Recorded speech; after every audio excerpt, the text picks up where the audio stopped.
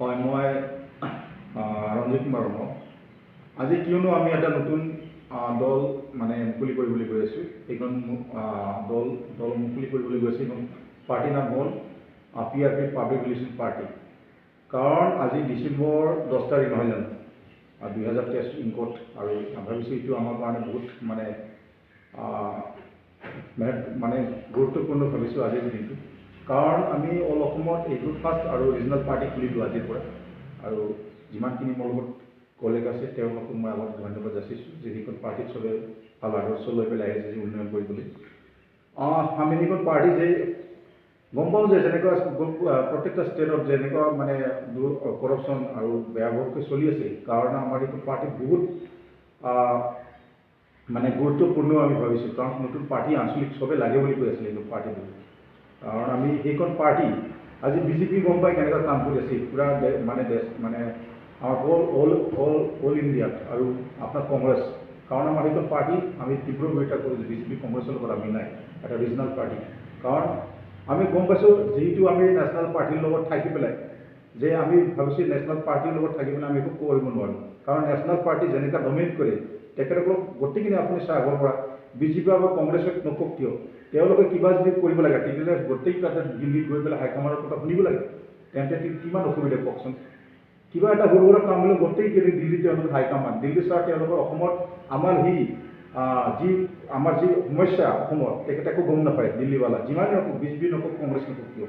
আমি গতিকে যিটো আমি সেইটো ষ্ট্ৰংলি আজি SMS দিব বিচাৰোঁ সমগ্ৰ আমাৰ অসমবাসীক আৰু লগতে আমাৰ যিহেতু BTR অঞ্চলত যে আমি আজি বছৰেকৰ প্ৰেছ ক্লাবৰ পৰা যে সেইখন পাৰ্টি আমি নতুনকৈ আজি মুকলি কৰিলোঁ ফাইনেল PRP পাব্লিক আমাৰ 90% অলৰেডি আমি সেইখন পাৰ্টি কভাৰ কৰিলোঁ মানুহবিলাক ফেচবুকত যিমানখিনি মানুহবিলাক তেখেতসকলে বহুত ছাপোৰ্ট কৰিছে সেইখন পাৰ্টি লৈ পেলাই যে আগন্তুক আমি ভাবোঁ যে সেইখন পাৰ্টি আমি উন্নয়ন কৰিব পাৰোঁ যিহেতু আমি ভাবিছোঁ যে বহুত দিনৰ পৰা চাই আছোঁ যে কেপচাৰ কৰিছোঁ যে ৰিজনেল পাৰ্টি বহুত মানে গুৰুত্বপূৰ্ণ যিটো হেমন্ত বিশ্ব শৰ্মা ডক্টৰ ডাঙৰীয়া যেনেকৈ বেয়া ভোগকে যে মানুহৰ মাজত জেল কাজিয়া লগাই আছে যে গতিকে আমি গম পালোঁ যিমানখিনি ৰিজনেল পাৰ্টি আছে তেওঁলোকৰ মুৰব্বীকেইটাক মই আহ্বান কৰোঁ কাৰণ যে তেখেতসকলে ভালকৈ এটা গুৰুত্বপূৰ্ণ যেনেকৈ ডিচিশ্যন ল'ব লাগিছিলে তেওঁলোকে ইমান ভালকৈ ল'ব পৰা নাই মই এইটো ক'ব বিচাৰোঁ কাৰণে যিহেতু আমি সেইখন ৰিজনেল পাৰ্টি ওলাবলৈ বহুত বাধ্যতামূলক আৰু মই কোনো পাৰ্টিক মই ব্লেম কৰিবলৈ নাযাওঁ সেইটো মোৰ দায়িত্ব নহয় কাৰণ এইখন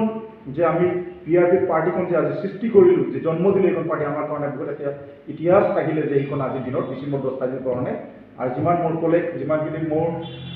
যে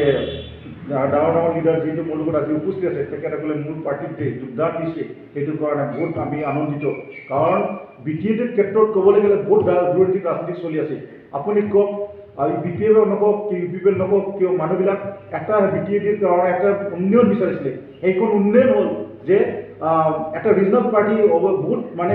ইম্পৰ্টেণ্ট মানে গুৰুত্বপূৰ্ণ ভাবিছিলে যে এইখন এখন ৰিজনেল পাৰ্টি খুব আমাৰ কাৰণে কিন্তু আজিলৈকে দুৰ্ভাগ্যজনক ৰিজনেল পাৰ্টি খুলিব পৰা নাছিলে কিন্তু আজি বহুত আমি ভাবিছোঁ ভাগ্যৱান যে এইখন ৰিজনেল পাৰ্টি খুলিব পাৰিছোঁ আৰু গোটেইখিনি যিমান য়ংষ্টাৰ ল'ৰা ছোৱালীবোৰ আহি পেলাই মই ষ্ট্ৰংলি SMS দিব বিচাৰিছোঁ কাৰণ আমাৰ এইখন পাৰ্টি বহুত আগবাঢ়ি যাব আৰু বিভিন্ন দলে ক'লে আমাৰ লগত অলৰেডি যোগদান কাৰ্যসূচী কৰিছে ইণ্টাৰলি আৰু তেখেতসকলে অলৰেডি মানে সেইখন পাৰ্টি লৈ পেলাই আমাৰ পাৰ্টিখন নতুন পাৰ্টিক গুৰুত্বপূৰ্ণ লৈ পেলাই তেখেতসকলে আহি পেলাই বহুত যোগদান কৰিছে আৰু মই মোৰ নেতৃত্বত যিটো আমি সেইখন পাৰ্টি খুলিছোঁ তাৰ লগতে মই আমাৰ কলেজকেইটা তেওঁলোকে মানে বহুত কৈ আছে যে আৰু যিমানখিনি আগৰ আমাৰ ভাল আমাৰ লগত যিমান নেতাকেইটা আছে তেখেতসকলে কৈছিলে মোক যে ছাৰ আমাৰ এটা মানে BTAৰ কাৰণে নতুন দল লাগে বুলি আৰু চবেই বিচাৰিছে কিন্তু সাহস পোৱা নাছিলে আৰু এইখন দল আহি পেলাই বহুত মানে